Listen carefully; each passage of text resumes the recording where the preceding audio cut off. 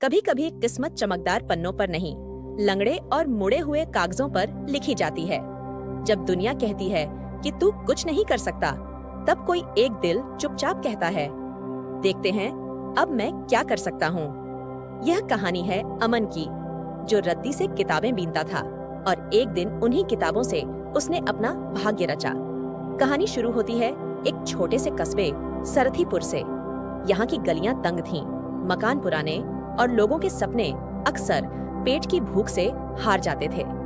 इन्हीं गलियों में रहता था एक लड़का, अमन। उसका घर नहीं, एक पुराना झोपड़ीनुमा कमरा था, जिसके एक कोने में उसकी माँ कपड़े सिलती थी और दूसरे कोने में उसके पिता फल बेचने वाली टोकरी सजाते थे।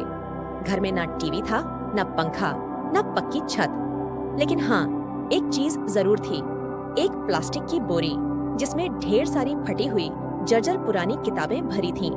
ये किताबें अमन को उसके सबसे अच्छे दोस्त लगती थीं।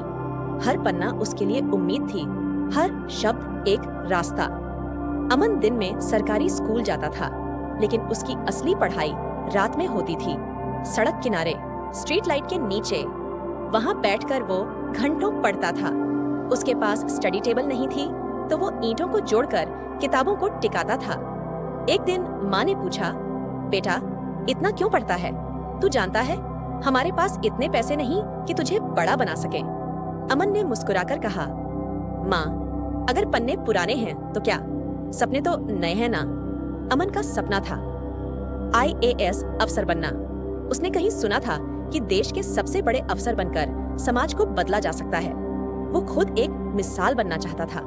लोग उसका मजाक उड़ाते थे, फल वाले का बेटा बाबू बनेगा, अरे तुझे तो अंग्रेजी भी नहीं आती। लेकिन अमन चुप रहता। वो जानता था जवाब कभी जुबान से नहीं, काम से दिया जाता है। उसने कबाड़ वाले से किताबें बीननी शुरू की। पुराने अखबार, फटे नोट्स, टूटे हुए रजिस्टर, कुछ भी जो ज्ञान दे सके, वो उसके लिए खजाना था। उसने एक पुराना मोबाइल भी खरीदा, जिसमें इंटरनेट नहीं चलता था, लेकिन उसमें वो PDF फाइल्स पढ़ना सीख गया। 12वीं में उसने जिले में टॉप किया। उसे उस दिन स्कूल में बधाई मिली, लेकिन अफसोस वो अखबार खरीदने के पैसे नहीं थे जिसमें उसका नाम छपा था। अब बारी थी UPSC की, देश की सबसे कठिन परीक्षा। उसने कोचिंग नहीं ली, कोई ट्यूटर नहीं था, लेकिन अमन ने खुद को नोट्स बनाकर पढ़ाई शुरू की। माँ टोकती, बेटा अब कोई नौकरी कर ले, UPSC बहुत बड़ा सपना है। अमन बोलता, माँ जब पेट भूखा हो तब सपने बड़े होने चाहिए। पहली बार फॉर्म भरा, परीक्षा दी, फेल हो गया। दूसरी बार फिर तैयारी की, दिन रात एक कर दिए, फिर भी फेल। लेकिन तीसरी बार उसने वही किया जो दुनिया नहीं सोच सकती थी। उसका नाम फाइनल लिस्ट में था, IAS अधिकारी अमन वर्मा। उस दिन माँ के हाथ कांपते थे जब उसने पहली बार अपने बेटे को सफेद शर्ट, काली पैंट और IAS बैच के साथ देखा। पिता ने फल का ठेला बंद कर दिया, लेकिन जब कोई पूछता अब क्या कर रहे हो, तो वो सीना ठोककर कहते, मैं उस आदमी का बाप हूँ जो अब हमारे पूरे जिले का कलेक्टर है। अमन ने खुद से वादा किया था, वो कभी भी अपने अतीत से नहीं शर्माएगा। उसने अपने उसी गांव में एक रद्दी शिक्षा केंद्र शुरू किया, जहाँ गरीब बच्चे पढ़ सकें। उसने हर उस किताब को वहाँ रखा जो कभी उसने फटी हुई हालत में पढ़ी थी। अब वो जब भी किसी किताब का कटा हुआ पन्ना देखता है, तो उसे खुद की कहानी याद आती है। एक दिन जब उसे दिल्ली में सम्मान समारोह में बुलाया गया, तो मंच पर खड़े होकर उसने कहा, मैंने पढ़ाई रद्दी के पन्नों से की है, लेकिन मेरा सपना चमकदार था, इसलिए आज मैं यहाँ खड़ा हूँ।